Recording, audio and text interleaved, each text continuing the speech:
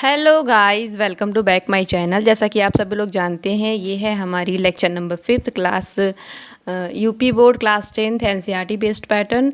तो ये जो है हमारा चैप्टर नंबर 2 है, जिसका नाम है अम्ल, क्षार एवं लवण। लवण के बारे में हमने 3 लवण पढ़ चुका है, जिसका नाम है धावन सोडा, विरंजक चूर्ण और साधारण नमक। तो आज हम स्टडी करने वाले हैं अपना 4th लवण के बारे में, जिसका नाम है बेकिंग सोडा, और इसको हम ब्लीचिंग पाउडर के नाम से भी जानते हैं। तो आज हम इसके बारे में थोड़ा बहुत स्टडी कर लेते हैं। बेकिंग सोडा जो है वो इम्पॉर्टेंट है, और इसके बाद प्लास्टर ऑफ पेरिस, ये भी मोस्ट इम्पॉर्टेंट है। तो बेकिंग सोडा का जो होता है रासायनिक नाम, वो होता है सोडियम बाइकार्बोनेट या फिर सोडियम हाइड्रोजन कार्बोनेट। इसका जो अणु सूत्र है NaHCO3, इसी के बेस्ड पे इसका नाम है sodium Na, hydrogen means H, carbonate CO3। निर्माण की जो विधि है, बनाने की जो विधि है, वो है सोडियम कार्बोनेट के साथ जलीय विलयन में CO2 गैस प्रोवाइड करने पर होता है। Means sodium hydrogen carbonate sodium carbonate के जलीय विलयन में कार्बन डाइऑक्साइड गैस प्रोवाइड करने पे हमारा सोडियम हाइड्रोजन कार्बोनेट हमको प्राप्त होता है। यहाँ पे रिएक्शन देख सकते हैं आप, सोडियम कार्बोनेट लिया गया है, उसके बाद कार्बन डाइऑक्साइड, फिर जलीय विलयन बनाने के लिए इसमें जल भी लेंगे, फिर उसके बाद हमारा बन जाएगा सोडियम हाइड्रोजन कार्बोनेट, जिसका नाम है बेकिंग सोडा। भौतिक गुण क्या है कि ये जो होता है हमारा सफ़ेद क्रिस्टली ठोस होता है, और सेकेंड ये जल में विलेय होता है। सेकेंड जो है हमारा रासायनिक गुण है। रासायनिक गुण में फर्स्ट जो हेडिंग है वो है ऊष्मा का प्रभाव। ऊष्मा का प्रभाव इस पे क्या पड़ता है, इसको हम 100 डिग्री सेल्सियस से अधिक ताप पर गर्म करने पे, मतलब जब भी हम 100 डिग्री सेल्सियस से अधिक ताप पर गर्म करते हैं तो sodium hydrogen carbonate sodium carbonate में टूट जाता है। यहाँ पे आप देख सकते हैं 2 moles of sodium hydrogen carbonate लिया गया है, क्योंकि सोडियम कार्बोनेट का जो फार्मूला होता है वो होता है Na2CO3, इसलिए यहाँ पे 2 मोल्स लिया गया है, Na2CO3। उसके बाद है H2, हाइड्रोजन गैस निकल गए। तो जल अपघटन में क्या है कि NaHCO3 जल अपघटन होने पर क्षारीय विलयन का निर्माण करता है या फिर निर्माण होता है। जैसे इसका जल अपघटन करेंगे सोडियम हाइड्रोजन कार्बोनेट का, तुरंत क्षार मीन्स सोडियम हाइड्रोक्साइड और H2CO3 में ब्रेक हो जाएगा।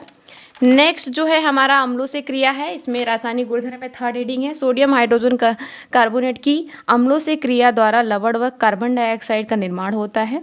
यहाँ पे आप देख सकते हैं सोडियम हाइड्रोजन कार्बोनेट को अम्ल में सल्फ्यूरिक एसिड लिया गया है। इसका रिएक्शन जब इससे कराएंगे तो हमारा पहला बनता है लवण। लवण की डिफिनीशन जैसा आप जानते हैं कि ऐसा यौगिक जिसमें धन आयन के अतिरिक्त और OH माइनस आयन के अतिरिक्त जो भी हमको मिलता है उसे हम क्या बोलते हैं, लवण बोलते हैं। यहाँ पे 2 मोल्स ऑफ H2O और 2 moles of carbon dioxide gas निकल जा रही है। उपयोग को देख लेते हैं। उपयोग में है आमाशय की अम्लता को दूर करने के लिए बेकिंग सोडा का यूज़ किया जाता है।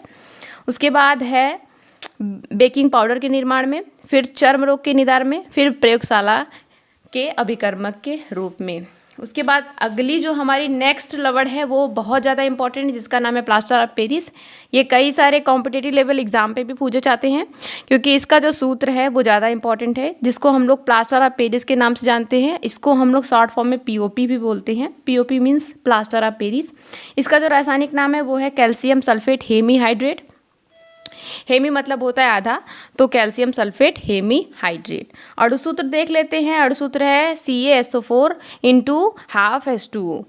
हाफ H2O इसलिए लिया गया है, इसका नाम जो है हेमीहाइड्रेट है। निर्माण की विधि क्या है, जब जिप्सम को 120 डिग्री सेल्सियस पर गर्म किया जाता है तो निर्जलीकरण के द्वारा प्लास्टर ऑफ पेरिस का निर्माण होता है। जिप्सम का जो सूत्र होता है वो भी प्लास्टर ऑफ पेरिस की तरह ही होता है, उसमें सिर्फ जल की मात्रा थोड़ी ज़्यादा रहती है। यहाँ पे देखिए जो सूत्र है वो है CaSO4 into 2H2O, means gypsum का सूत्र है 2H2O, और जो हमारा प्लास्टर ऑफ पेरिस का सूत्र है वो है हाफ H2O।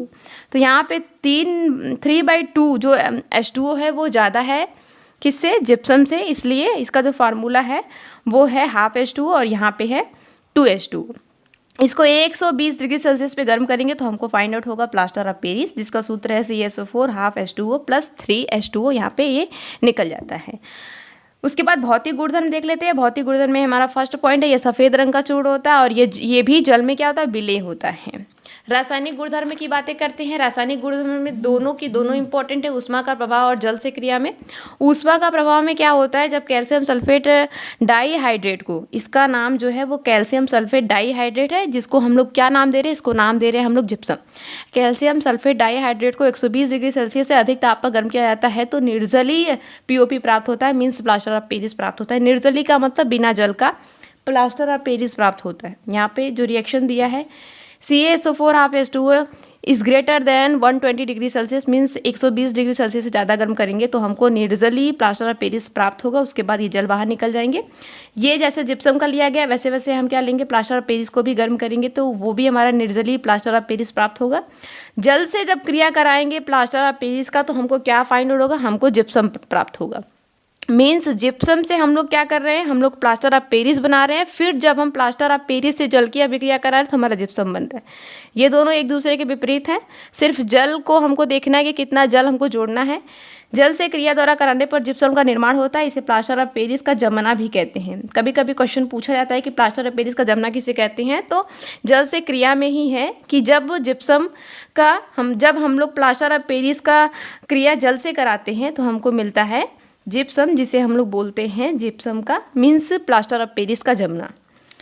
उसके बाद यहाँ पे देख सकते हैं उपयोग जो है वो है फर्स्ट, टूटी फूटी हड्डियों को जोड़ने के लिए प्लास्टर चढ़ाने में किया जाता है। प्लास्टर का यूज़ ही किया जाता है प्लास्टर ऑफ पेरिस का टूटी फूटी हड्डियों में जो हम लोग प्लास्टर लगाते हैं उसके यूज़ में आता है। सेकेंड जो है वो है सजावटी सामान, मूर्तियाँ व खिलौनों के निर्माण में भी किया जाता है। थर्ड जो है अग्निरोधक पदार्थ के रूप में प्रयुक्त किया जाता है। तो ये थे आपके 5 लबर जो कंप्लीट हो चुके हैं। अब हम अगले लेक्चर में, नियर अबाउट आपका लेक्चर जो है वो ख़त्म हो चुका है।